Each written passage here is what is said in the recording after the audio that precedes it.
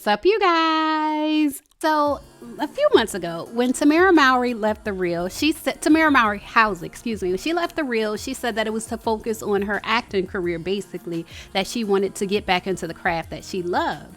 And so when I did a video covering that topic, a lot of you guys in the comments were saying that might be one of the reasons, but y'all also felt that the fact that her husband, Adam Housley, has portrayed himself as a conservative Republican has influenced her to where with the upcoming election, she probably didn't want to participate in the media conversation regarding the election. And I think you guys are right. Now, reading these recent tweets from Adam Housley, what he was tweeting last night, I think you guys are right about Tamera not wanting to be in the media conversation regarding this election, partly because of her husband. Her husband, Adam, has formerly portrayed himself to be a conservative Republican. We've seen that from him. We've seen a lot of questionable things from him. But now he's on Twitter portraying himself as this nonpartisan reporter, that he's just here for the facts, that he's some kind of nonpartisan reporter, which we already know is not true just from his past. But it seems like Adam and his ego thinks he's here to save the day and he's here to save this election. So he was tweeting last night about voter fraud. He said, while the Trump team should not push to invalidate votes that have yet to be counted but were cast fairly, we also need to investigate reports. Again, don't take them, tweet them because you think they may be true. I have now found something in Pennsylvania. Captain Adam to the rescue.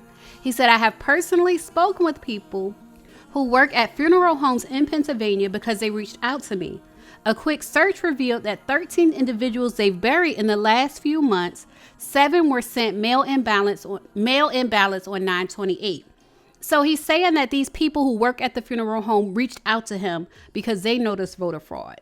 And you have to think about it. If you've portrayed yourself as a conservative Republican, it's a reason certain people reach out to you because they feel that you share their same interests.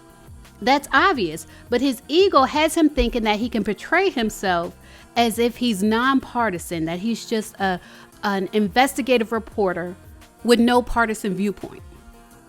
So he said also an 87-year-old man applied online for absentee ballot 5 days after his death. Adam, if we were able to find this many so quickly, it gives me great concern. All info is verified by using obituary data on funeral home websites for DOB and the PA Voter Services website. Now let's continue because I want y'all to see where he's claiming not to necessarily support a certain candidate, which we know is not true. If you voted, you supported a candidate, so it can't be true. And that's why I say his ego is out of control. He said, we do not know who requested these ballots in Pennsylvania, and we do not know who the deceased voted for. Again, this can all be looked up via public records. I have spoken to these people directly and verified what they have reported to me.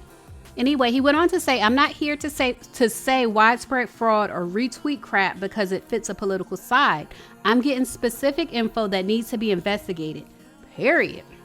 He said, I'm also not saying this would change an election one way or another.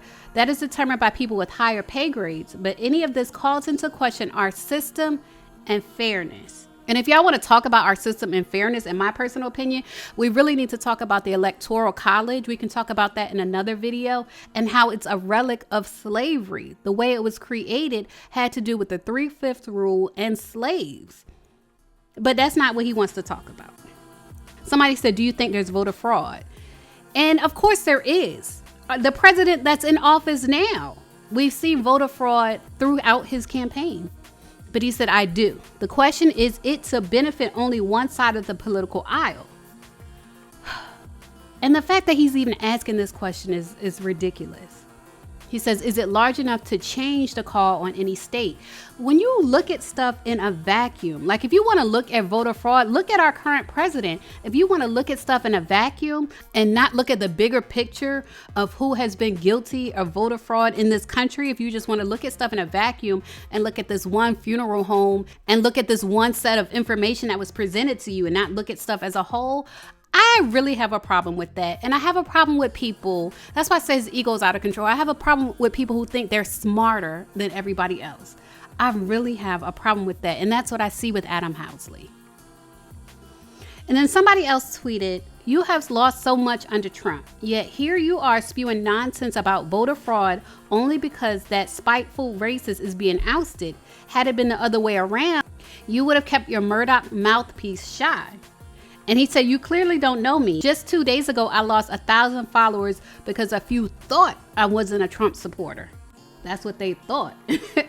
So which is it? If you ever followed me, you know I don't give a crap whether it hurts or helps Trump or Repubs or Dems. I report factual info, period. If he don't stop saying period. And when he's saying that he doesn't care who it helps or who it hurts, like I said, it's only about him and his ego.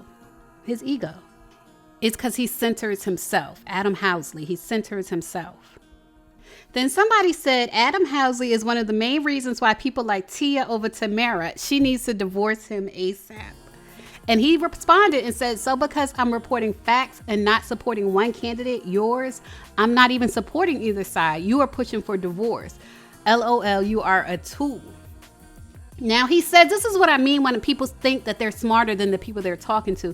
He says that he's not supporting either side, but he is supporting Trump because Trump is the one calling out election fraud and he is the one with all of these lawsuits. So he is supporting a side.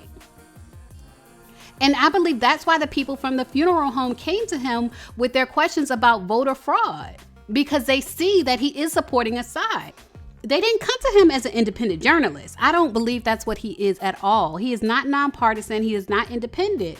And I don't like when people pretend to be something that they're not.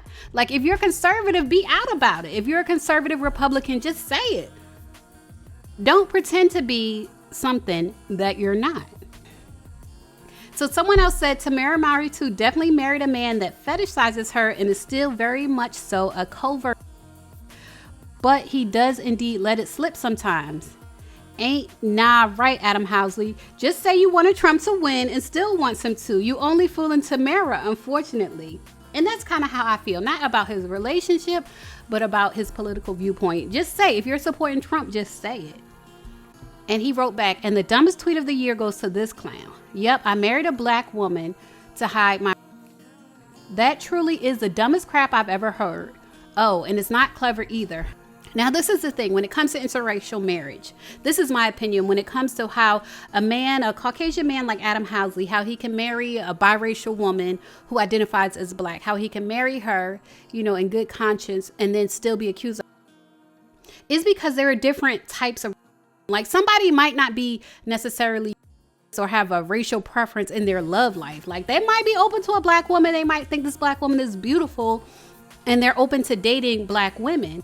But when it comes to politics and issues that affect black people, that's where racism shows. And it's not uncommon for Caucasian men to not about who they lay down with and even who they marry. That's not uncommon. But when it comes to politics, they can have covertly views in their politics because they grew up in this country. Like, if you grow up in a country like America, and you're white in America, if you grew up white in America, it's almost impossible not to have some type of racial bias when it comes to your politics. Like, your love life might be a different story. Your wife and who you marry might be a different story.